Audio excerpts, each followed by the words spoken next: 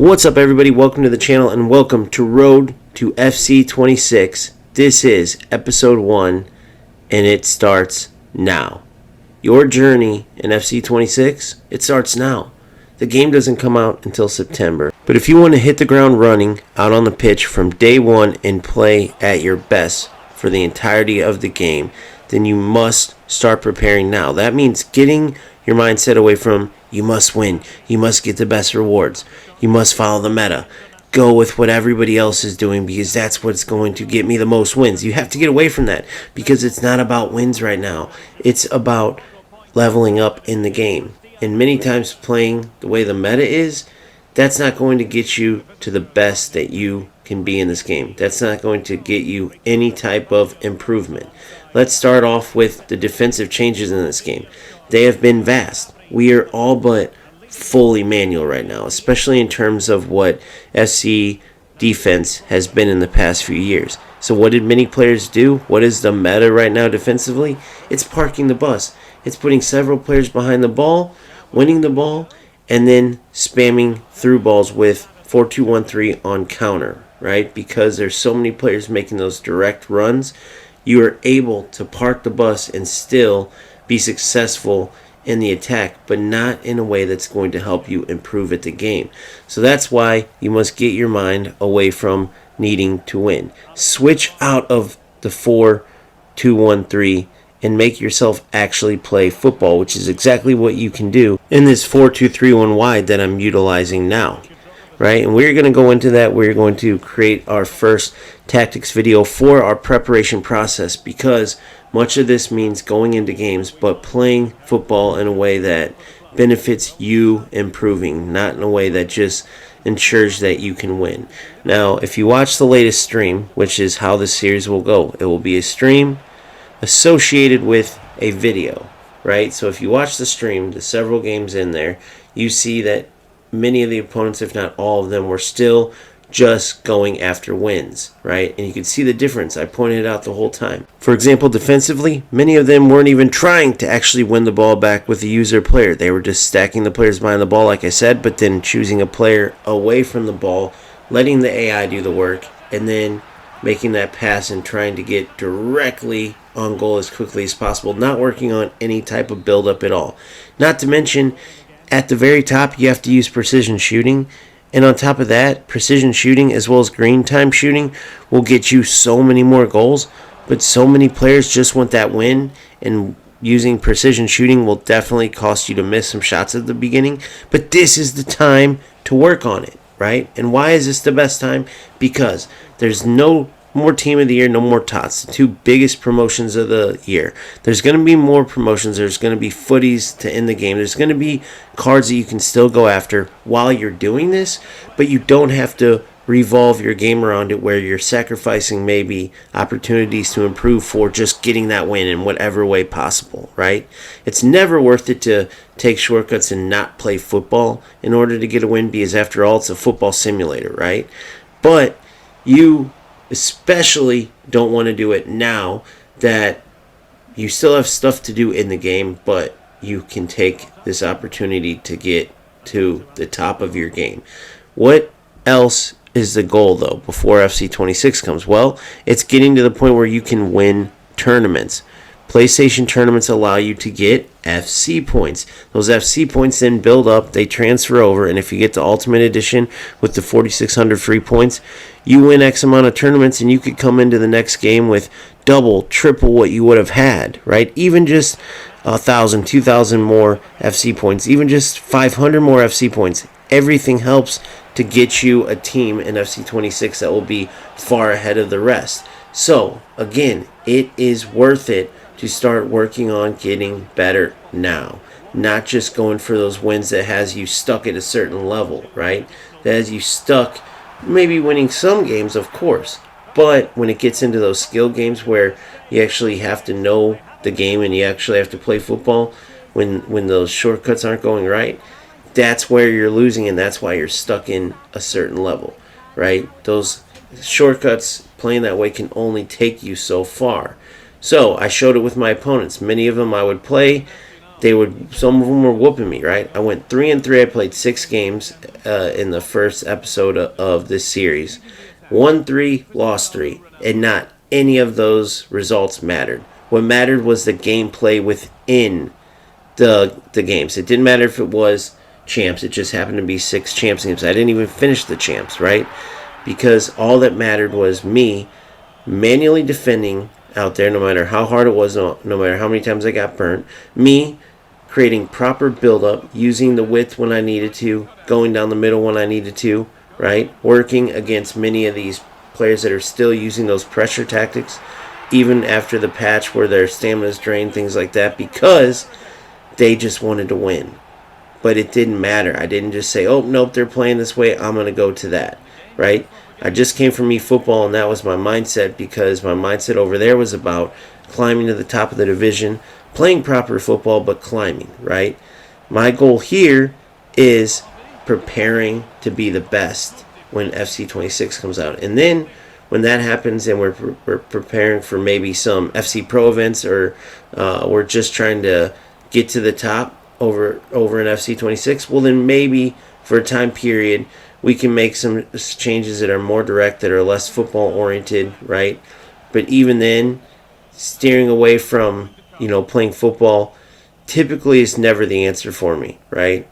Maybe if I'm playing a rat and somebody that doesn't deserve to win, and I don't mind doing whatever I have to in that case to win.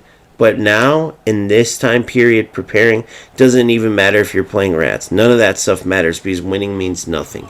You will get far more out of practicing defending in a way where you're not stacking players behind the ball, where you're actually defending manually, so you learn how to do it, right?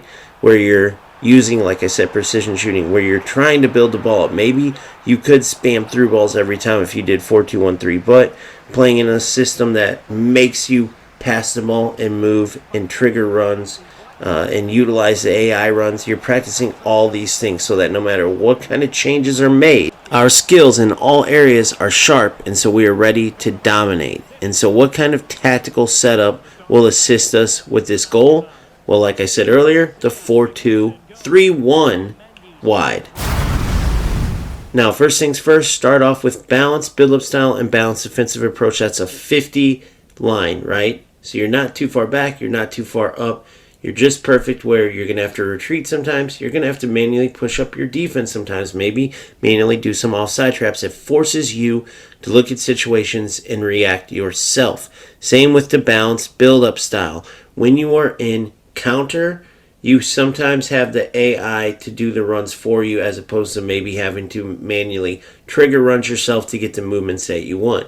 Now, as I was going, when the movement was stagnant, I said, maybe to get the most out of particularly Hullet in this setup, I need to go to counter. And so I switched it up to see if that was the issue, or if it was using him as a playmaker instead of an advanced striker.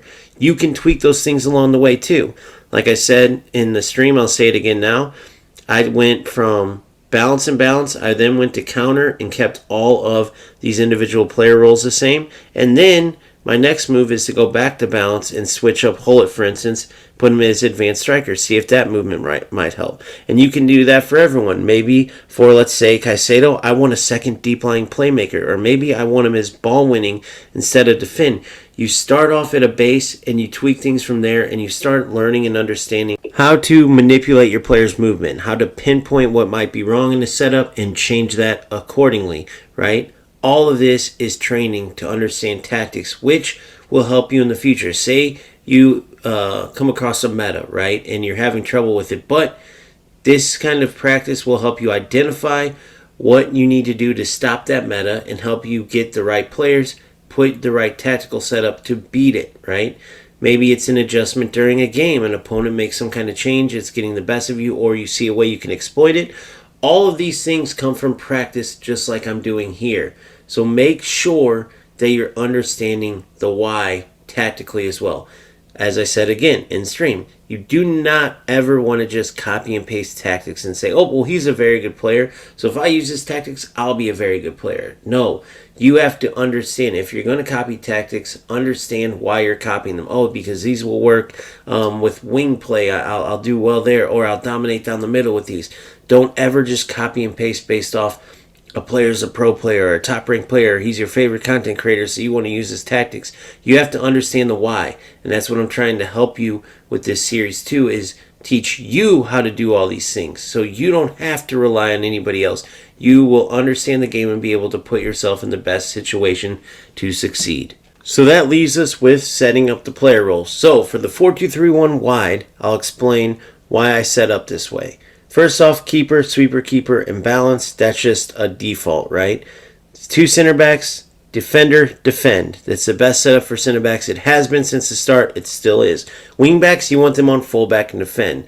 Their number one job, stay back, win the ball defensively. But they will get in the attack occasionally, and when they do, you will manually trigger it. Many times it will be carrying the ball, but you can trigger 1-2s and things like that to get them up the sideline when you want it. But to start, fullback defend. Two CDMs, you want one holding defend, one deep lying playmaker defend. It doesn't matter which side, right? For me, I have my holding on the left, my playmaker defend on the right. You can do it whichever way you want. As far as the three midfielders, right? Your cam and then your two left and right midfielders. I have on the wing midfielders, inside forward, and balance, and on the cam, playmaker and balance, which, like I said earlier, maybe switch to advanced striker. I didn't really like the movement. I'm still in the process of determining, is that because of Hullet, he doesn't have the plus role, or is that because maybe in this type of system, counter works best, especially with these players? I am working through that now, experimenting. But for you, I strongly suggest you start with playmaker. It just works better with that lone cam, without those two cams tighter together, with those two wing midfielders playing closer to the wings.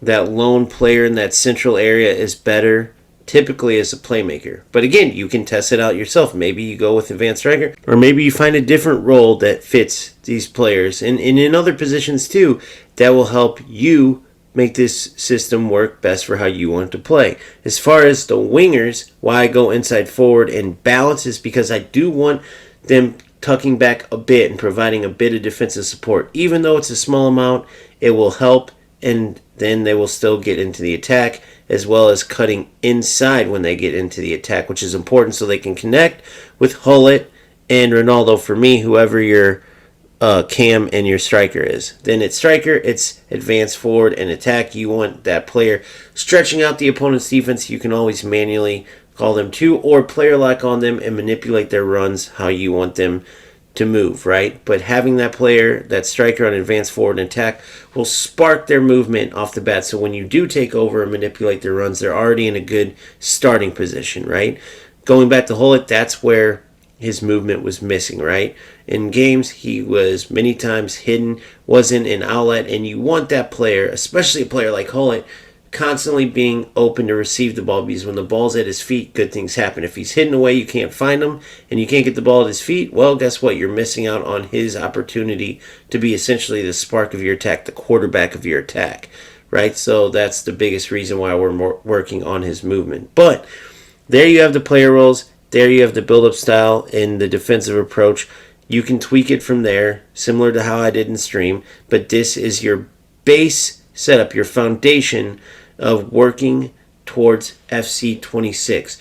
We start off with grinding, getting better at the game, which for me is a combination of shaking off the rust, shaking off the other controls of the other football games I was playing, as well as relearning the defensive side of the game, right? Because after this patch, defense is totally new. So as you can see, which I'm glad it's like this, you're going to suffer some butt whoopings. There's still a lot of players, like I said earlier, you've seen it in stream, they're just going for wins right now, but they're doing it parking the bus, they're doing it taking every shortcut they can, using every exploit, and that will get them nowhere. You might lose now, you might not do as well, but all of this that you're working on, all of the skill you're gaining, will help you get to the top in the future. I've showed it previously, I just wasn't doing a series pointing it out, but you saw me previously start off totally lost after the patch, coming back from a 2-month layoff, similar to the layoff now, and then getting all the way back to the top. Now I'm just highlighting how I did it, how I get to the top in all football games, so that you can then take it into each iteration from FC26 and beyond and always be ready to improve and dominate. You see the squad here? This is who fits these player roles best for me. Bottom line. Gahey and Carlos Alberto, excellent center backs, especially in Gahey's form. Obviously, the regular Gahey wouldn't work. He'd be way behind the power curve. But this team of the year, Gahey, the team of the year evolution, unreal. Carlos Alberto, unreal. They're great with the ball at their feet, great defensively. Zambrotta and Mendy, just excellent defensive wingbacks. They do the job, without any complaints from me. And then at CDM, my true number 6 is Caicedo, one of 2 players I just recently got. I got him from an SBC. Then my deep line playmaker is Trent Alexander-Arnold. And if I want to go 2 deep line playmakers, I can absolutely make Caicedo a deep line playmaker, and he will do excellent, right? He is a great card for a cheap SBC, right? I had fodder saved up from before. Remember, 2-month hiatus. So this team was a team I built up that was tip-top a couple months ago, but now we're behind the power curve, and to get a player like Caicedo in there for as cheap as I did, that is huge. Moving to the wing mids, I have Trinity Rodman, the other player that I got recently. I purchased her with the coins I had left over. She's an absolute beast on the left side. Tremendous with the ball at her feet, can finish, can do it all, as you know if you've utilized her, and if not, just trust me, if you can get her, she is an elite player. Same with Rodrigo. Tremendous with the ball at his feet. Tremendous distribution, right? Good enough passing to burn players, pass the ball off, get it to Hullet or Ronaldo in my case, and get finishes or finish the ball up himself. Hullet, he's a beast. Everyone knows he runs the show from the center of the park. His stats are underwhelming, but he performs well above his stats, whether you have the 93 version, the 94, it doesn't matter. Absolute monster. And then, of course, the Ronaldo SBC, which I haven't been the best with, right? I know it's partially because of my playstyle, and Ronaldo just doesn't match that too well. So I may go back to Butragueño, honestly, even though it's evolved Butragueño, or I don't know if it's an evolved Butragueño, but it's like a 92 Butra. I may go back to him. Ronaldo is excellent for certain players, right? You just definitely, he's an acquired taste. You have to have a certain play style. But again, why he's still in the lineup too, even though that I realized he wasn't going to be the best for me, is simply because learning with these different players is going to help you be better. So if you're uncomfortable using more of a larger physical player, like Ronaldo's not the most agile, get used to using them, right? Get used to using different players. Practice with different body types than you're normally used to. Maybe go with a smaller center back, like a Cordoba or a Cannavaro, just to get used to that as opposed to big physical center backs. Maybe go with a more attacking wing back, for instance. I can switch to that eventually, and that could help me try to get used to these wingbacks that are making runs on their own instead of you manually triggering them, as has been much of the meta in FC. But who cares about the meta right now, right? This setup is perfect for countering the 4-2-1-3, but that doesn't mean you can't experiment with different players, experiment with different player roles, maybe different depth of defense, different play styles. Learn it all tactically while you're getting better on the pitch. And I promise you this will all pay off. Like I said on stream, you will get to FC26 and beyond, and you will be fully prepared to reach your full potential. So with that being said, this has been episode 1 of the road to FC26. There's much more to come, so stay tuned. Please like and subscribe if you haven't already. And as always, keep grinding, keep having fun. Peace out.